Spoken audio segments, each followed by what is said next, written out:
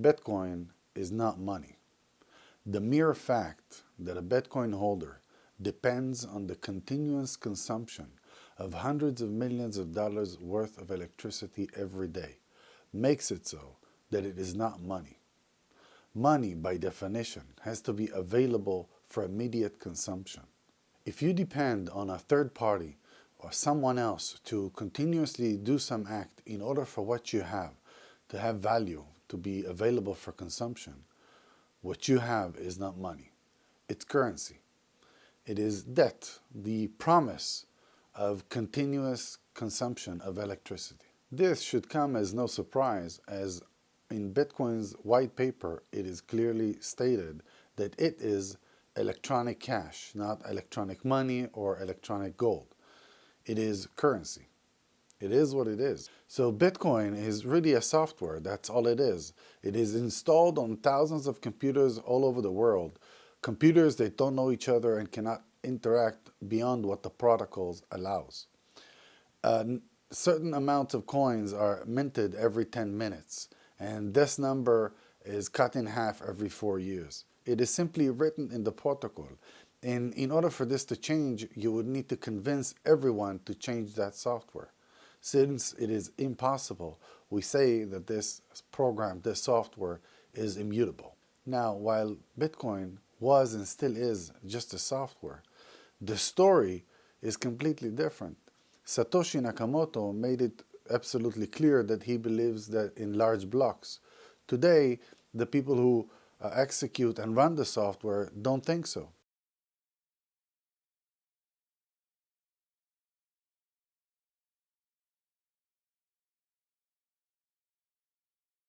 You see, a long time ago, people attributed bad weather to their own actions.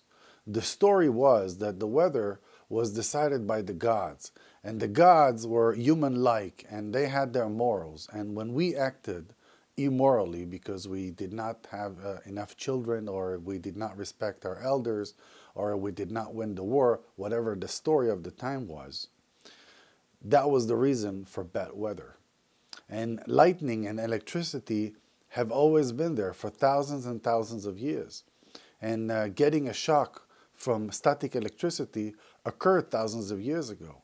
What they were lacking then is the stories we have today about electrons and magnetism and connectivity. These stories are what changed our reality. But the weather has always been the same, and electricity and the forces of natures were always the same. It is us human who change the story in time. And the same goes for Bitcoin. And it will continue to change in time. In 10 years, they might not talk about Bitcoin as the new gold, as it was talked about as electronic cash. It is what it is. Things evolve, but it is most certainly not money. And to that effect, I want to say some things about the idea of proof of stake. I am a huge advocate of proof of stake. I am absolutely certain that we can make or bring consensus through a proof of stake mechanism such that we do not need so much electricity in order to reach consensus. I cannot say it is possible to do so. I am hopeful. Now, Bitcoin is here to stay. The story is going to change, but the software will remain. What gives all these tokens value is the people who produce. Now, I've made several videos about that, and I've made the point that what gives fiat money or any money its value is those within society who produce, those who do things that other people want.